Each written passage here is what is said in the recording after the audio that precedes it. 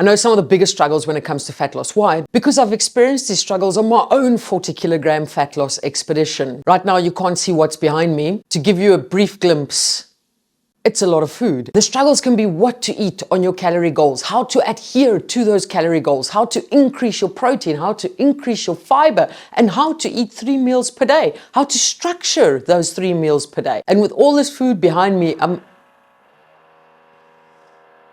control the controllables, Mandy. Control what you can control. You cannot control that they drill in for fucking don't know what upstairs. I'm going to structure and cook 3 meals to show you how to hit between 1,600 and 1,700 calories, a protein target of between 100 and 120 grams of protein, give and take, and a fiber goal of around 25 to 30 grams. If you want to see how to do all of that, stay tuned and watch this video till the end. Now, before we get into the nitty-gritty of the meals, as I share my meal prep and meals with you, I want to let you know that this is not an open invitation for you to comment on how shitty my meals look or how bland or boring they look. This is also not a meal plan that I want you to carbon copy. This is to help you realize that you can eat more on lower calories and you can hit those protein and fiber goals. I'm taking time over a couple of days to really try and help and educate you. So again, this is a video to educate and help you. Like any normal person out there, I start my day with a cup of coffee. I do take milk, a splash of milk.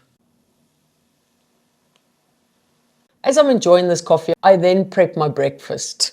50 grams of oats, 1 banana, a splash of milk, 100 milliliters of milk. As you can see, low-fat milk. I take 50 grams of dry oats, put it in a bowl, put some hot water over that, let it soak up for a while, then I'll pop it in the microwave for 3 minutes, take it out, add some milk over it, boom, Bob's your uncle. That's my breakfast. So no, I don't cook the oats overnight. I don't sprinkle them with fairy dust or Biscoff or anything like that. I just keep it very basic, straight to the point, sorted. You won't be able to see it over here properly, but I will take a screenshot of it and post it on the video. There we go, right there. There it is. Breakfast, 324 calories. Just after breakfast, I have a glass of water or 2. I pop some tablets, and by tablets, I mean some of my omega. I also then pop an anxiety tablet, which has been prescribed to me by my doctor.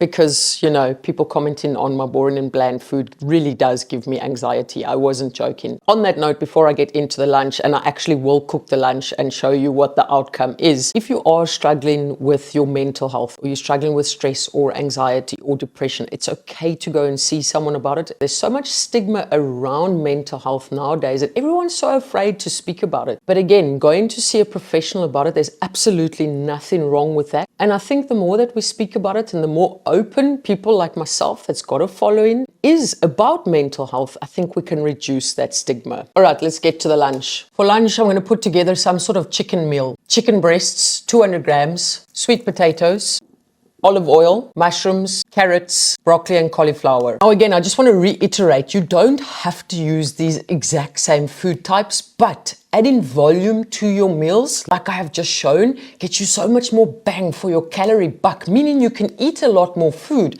at a lower calorie cost, and that's going to help keep you full from meal to meal. Less snacking, less picking, more adherence to your calories. Now let's actually portion all of this, because I'm not going to cook all of this. I'm going to portion it out. If you don't have a kitchen scale, I'd highly recommend that you get one. Reason being, it gives you a bit more accuracy, because the one thing that we are not great at as humans is portion sizes. We eyeball it and we think, we're like, oh, that's a portion size. More often than not, we overestimate what a portion size is and we underestimate what the calories are thereof. So get a little kitchen scale, and even just for a week, measure your food out so that you get a very good understanding of what a portion size looks like. 100 grams of carrots, 1 cup of mushrooms, 100 grams of broccoli, 100 grams of cauliflower. 200 grams of sweet potato right there. And as you can see, as I'm weighing everything out, I'm doing it in its raw state, because most of the time the nutritional labels on your food is in a raw state. What did we say? 200 grams of chicken. That's 200 grams of chicken. It's a breast and a little bit. Of course, that will differ depending on the size of the breasts that you use. Again, you don't have to use chicken breasts. I'm just using this as an example. With these veggies, I'm going to boil them. Carrots and mushroom are going to be fried with the chicken. Cutting the chicken into bite-sized strips. Spicy, spicy. I'm not even going to try and pronounce that. More for shiggles, shits and giggles. I really don't know cooking times. This isn't a cooking show. This isn't a recipe show. This is me showing you how to structure your meals per day, as well as how to hit those protein goals, calorie goals, as well as fiber goals. Please cook your chicken to the point that you don't get salmonella. What is the one thing that you notice about this plate of food? Aha, that's it. It's massive. It's bulked up. When I say bulk up your meals, this is what I mean. My personal preference is that I don't necessarily like a lot of sauces all over my food. I literally just use salt. What you could always do is, instead of using the carrots and maybe instead of adding sweet potato, you could turn your chicken into a wrap, for example. So fry your chicken, add some mushrooms or whatever you want and make a wrap out of it, and then add some veggies to the side of that as well. So again, you're bulking your meal up with veggies. You're exchanging your sweet potatoes, so carbs, for a wrap, which is going to give you those carbs anyway. I have added some veggie spice and salt to the veggies whilst I was making them. The reason why I like eating a lot of food at lunchtime is because it's going to keep me all the way full through to dinner, and I'm not hungry between meals, so I don't have that constant urge to want to snack the whole time. But remember, what works for me might not necessarily work for you. If you feel like you want to have something sweet after dinner, for example, you could reduce a couple of the ingredients from your lunch and the dinner that I'm still going to make and show you to make room for 250 calories from a chocolate. All right, what's for dinner? For dinner, we're going to have 643 calories, more or less. We're going to have some egg noodles, lean beef mince. We're going to have some green beans with that, tomatoes, and the good old faithful mushrooms. Again, I want to remind you that you don't necessarily need to have a full day's eating of nutrient-dense foods. 80% of your foods nutrient-dense, 20% of your foods fun foods. To be able to include the things that you enjoy in moderation, you're going to have to look at reducing some of your calories elsewhere. I wouldn't necessarily suggest that have a huge reduction within your protein. Keep your protein more or less the same. Maybe look at reducing your carbohydrates, especially if your fun foods are going to be higher in carbohydrates. 200 grams of mince. I'm just taking a handful of baby tomatoes and making a calculated assumption that this is equal to one big tomato. 100 grams of green beans. A cup of mushrooms. I'm running out of containers here.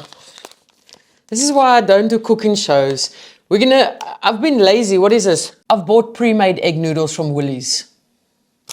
Don't judge me. 100 grams of egg noodles. And that's going to be dinner. I'm just going to throw it all together in the frying pan. Boom, Bob's your uncle. Just like that. I don't know if you've noticed by now, but I like simple, quick, and easy. I don't like spending hours figuring out what to eat, how many calories are in it, what combinations go with what combinations. And sometimes when you start in your fat loss expedition, it's good to keep it simple. Ooh la la, dinner is served. As you can see, super basic. Obviously, I added salt, I added some garlic, and I added some chili flakes.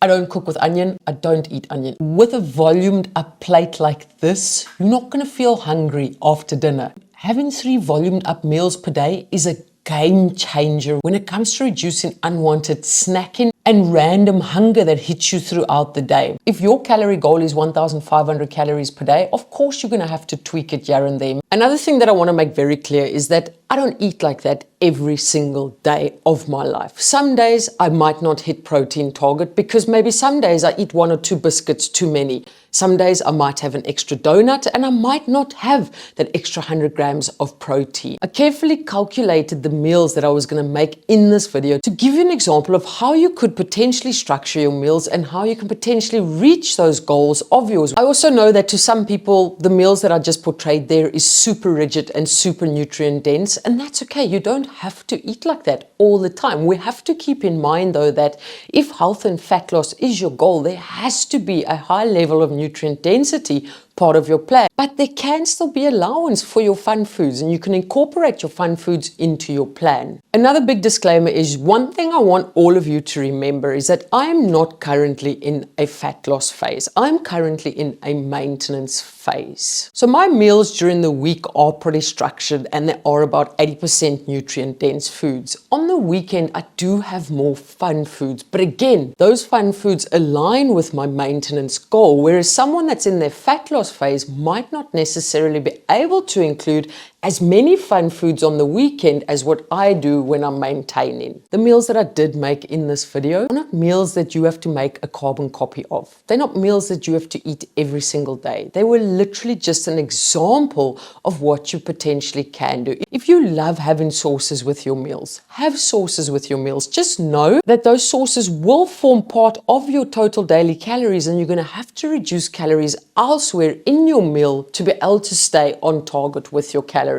I know there's so many people out there online, influencers, health influencers, for example, stating that you can eat whatever you want as long as you're within your calories, and they'll post pictures of pizzas and chocolates and wraps and burgers. And I get it, you can eat whatever you want as long as you are within your calories. Very difficult to adhere to your calorie goals, especially if you are a smaller female, because then you aren't going to have exceptionally high calorie goals, and you're going to have to look at ways of increasing the volume of your meals. And unfortunately, that's not going to be by having pizza every single day for breakfast, lunch, and dinner. Hit the subscribe button so that you can stay up to date with all my current videos. I've already got the next one in the pipeline. I may just look at making a video of fake aways that will help you adhere to your plan better as well.